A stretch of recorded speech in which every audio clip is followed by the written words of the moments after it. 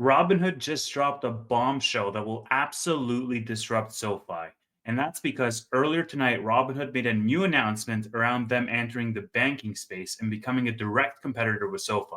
Now, obviously, the experience was top notch from a product perspective. I even posted on X saying as much and committing to buy more shares as I own both Robinhood and SoFi. But in this video, I want to share some honest, raw feedback, first impressions from the event which just finished about an hour ago. Let's jump right in.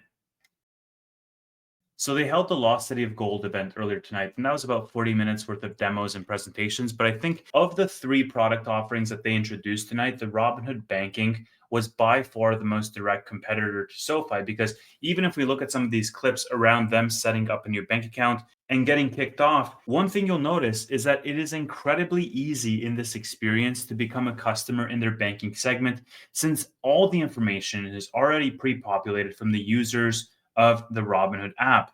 If you have a Robinhood app or if you are one of their gold subscribers, they already have all of your information, your address, and all of your forms that you need. And so this makes it incredibly low barrier for you to start a new process of having a checking and savings account.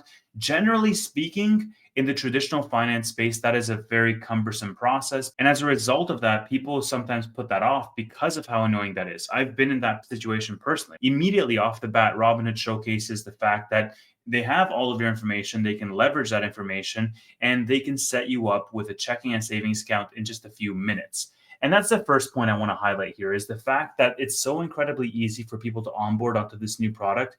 And because they have their direct deposit in a single click, many people who currently use Robinhood for their brokerage side of their business and SoFi for their main bank will now switch over.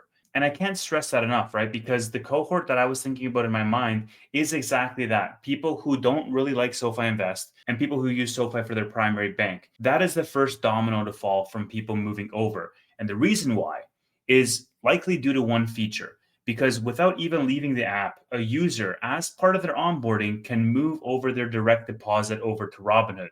I think that's one of the main important pieces here because a user can have many bank accounts, but they can only have one bank account as their primary.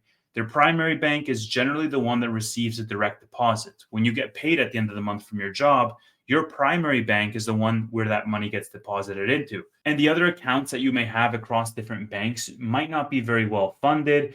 They might be for specific use cases. One reason for this is because the barrier to entry for opening a checking and savings account is incredibly low. I can go out tomorrow and I can open 10 checking and savings accounts with different banks, and it won't really cost me a huge amount of money. And I can sometimes take advantage of the benefits that the banks provide to get a new user by opening an account. But what you'll notice is every single time that you go to open a new bank account to capitalize on the rewards, like sometimes they'll give you a couple $100, sometimes it's like a MacBook or AirPods or whatever it is, they'll always include in the fine print that in order to be eligible for that reward, you have to move over your direct deposit to that bank. So the direct deposit is a very important factor to consider here. And the reason why is because one of the primary ways that banks make money is by using customer deposits to fund loans and then earn interest on those loans. This is something that Robinhood cannot do because they're not a chartered bank. In order for them to offer banking as a product, they have to first partner with a charter bank. In this case, if you'll notice in the fine print, they're partnering with Coastal Community Bank, who is a member of the FDIC. And in this case, Coastal, seeing as it's serving as the partner bank, would be able to earn interest on the loans of the people who sign up for Robinhood banking. I would imagine that Coastal and Robinhood have some type of agreement that helps Robinhood to be able to offer some of these perks because we all know how Coastal is benefiting from this because at the end of the day, they're the ones with a bank charter that's getting those deposits. But the reason why I wanted to bring up direct deposit and the reason why SoFi measures the percentage of users who have set up their direct deposit literally every single earnings call is because those users see SoFi as a primary financial institution when they set up direct deposit with SoFi. And in addition to that, it helps SoFi find more candidates for cross-selling additional services, right? Because if you have a user who's set up their direct deposit and is using SoFi as their primary financial institution, they're more likely to take out a credit card, they're more likely to take out a personal loan, and they're more deeply embedded into that SoFi ecosystem because they have them as their direct deposit bank. But the most important thing here that the direct deposit does for SoFi, and I can't stress this enough, is it provides a constant flow of funds into their SoFi accounts which gives SoFi a pool of money to use for lending and investments. A strong deposit base reduces the dependence on external borrowing, and growing that user base of direct deposit members is very important as a result, because they're essentially using this reliable pool of money for lending and for investments. So now we know it's important, but now that we see in the onboarding how easy it is for Robinhood to move over direct deposit, even without leaving the app, in a matter of 2 minutes, then a lot of that direct deposit money is going to leave SoFi and is going to leave traditional financial institutions and go straight to Coastal Community Bank through Robinhood. This is obviously not great for SoFi because it adds more competition to that space. It adds more uncertainty with regards to their deposit base. And it's going to be really interesting to see over the next year after this launches how that will fluctuate with new members onto the SoFi Bank and with the actual total deposits for SoFi Bank in general.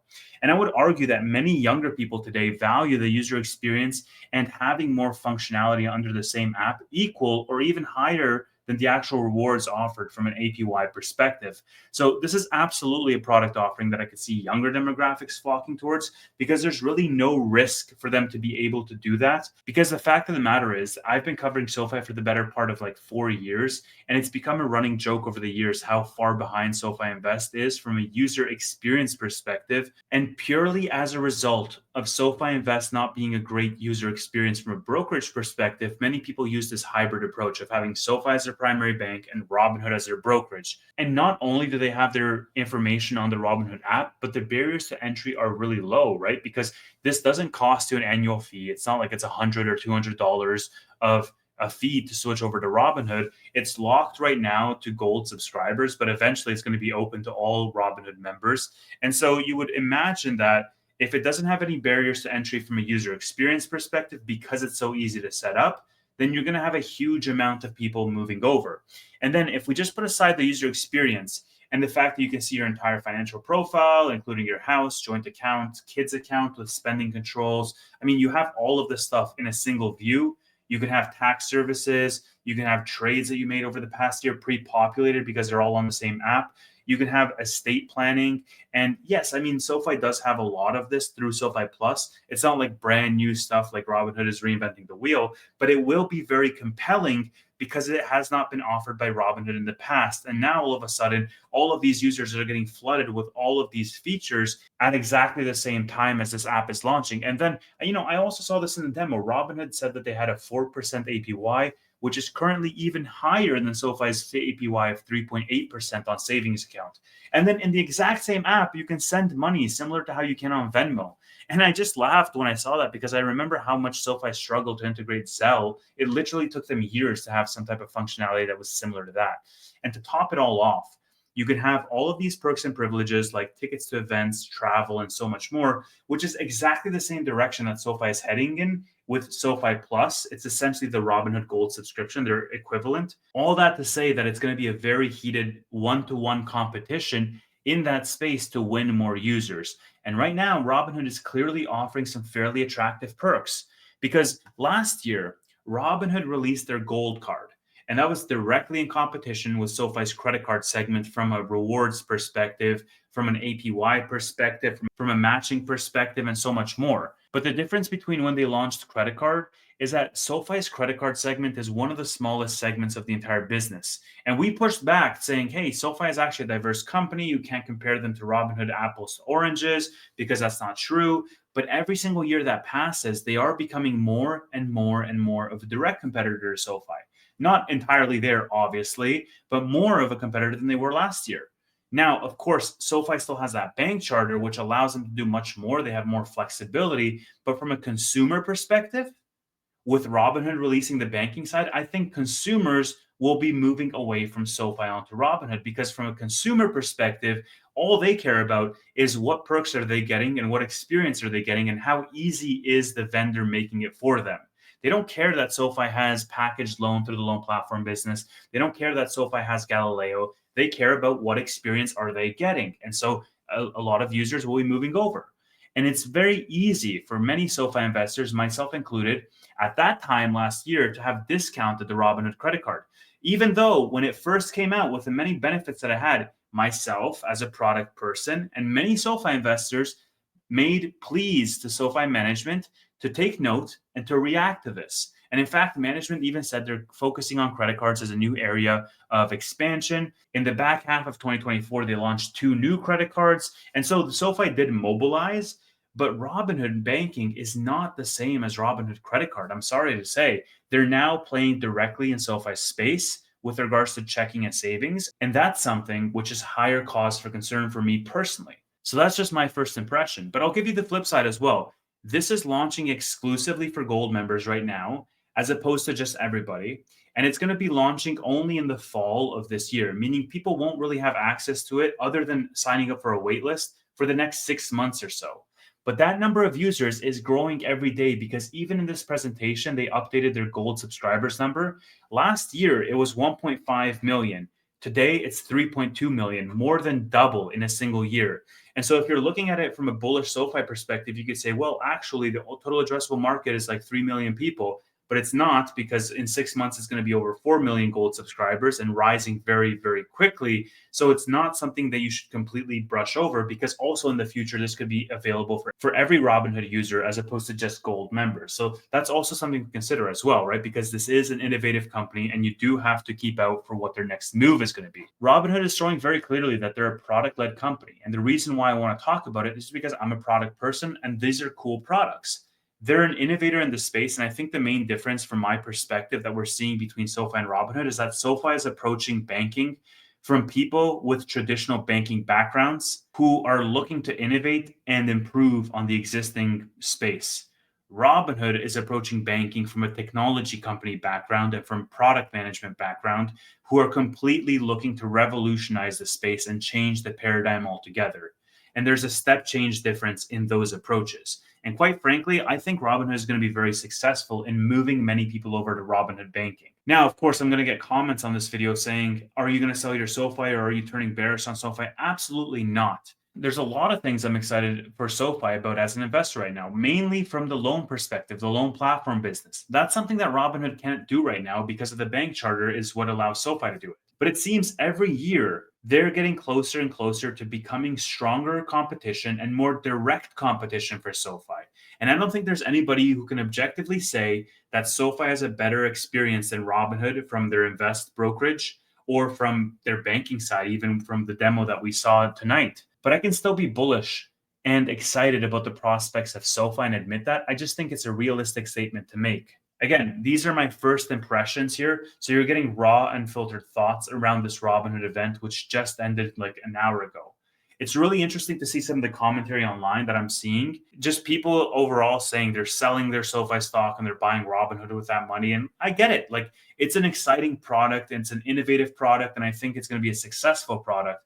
And if you just look at overnight markets, Robinhood is up over 5%, SoFi is down. I totally understand that. I understand why people are saying Robinhood is what we had hoped SoFi to be. They're looking at it from a selection of commercial banks and a selection of credit cards, and then they're weighing those factors that I mentioned at the beginning of this video. They're weighing the user rewards, the perks, the APY benefits on one hand, and on the other hand, they're weighing the user experience, the look and feel, the functionality, the efficiency unlock, the time savings that these two offerings provide you. And they're making decisions based on what company is the bigger innovator in that space. So I still think that if we look at them holistically as an investor, there's many areas of SoFi that are still executing and firing on all cylinders and growing well that we shouldn't discount just because of this event, because this event focuses on the consumer side of banking. Yes, it will be a big impact on that event. Yes, it will steal members over. No, it won't bankrupt SoFi because SoFi is so much more than just that. And of course, that you can take that as a cop-out answer, but I really don't want to discount this event. And I don't want people to keep underestimating Robinhood because they have proven time and again that they are persistent in capturing market share in this space, and they're excellent at executing on their vision. And what I will say to meet you halfway is that yes, the Robinhood credit card might have stolen some users for SoFi, but not nearly as many users as I think the Robinhood banking app is going to steal from SoFi. And that's just me being entirely honest with how I see it right now. And the unlock factor, the secret of all of this, is how easy it is to transfer over direct deposit, is the fact that they have all of your information. And of course, the app experience is like the hook that gets people in. It's the thing that gets people to say, okay, let's try it because it's not going to cost me anything. But the silver lining of this is that SoFi has some lead time to react to this event, because this is only going to go live over the next 6 months in the fall of 2025. And I guarantee you that SoFi management is going to be on a call bright and early tomorrow morning talking about this event, talking about what they can be doing in response as to how they can mitigate members moving over to Robinhood. And they can choose to respond in whatever way that they see fit over this time period. But just as with credit card, I think management will be taking it seriously because it is a threat to be taken seriously. These were just some of my raw thoughts in the moment, and I really hope you enjoyed listening to them. I'm sure I'm going to have more actual tangible thoughts as more days go by. Thank you so much for listening. Let me know your thoughts and what you thought of the event in general. And I'll see you in the next one. And especially, we're going to be talking about this on SoFi Weekly on Friday. So make sure to tune in for that as well. Thank you so much for listening.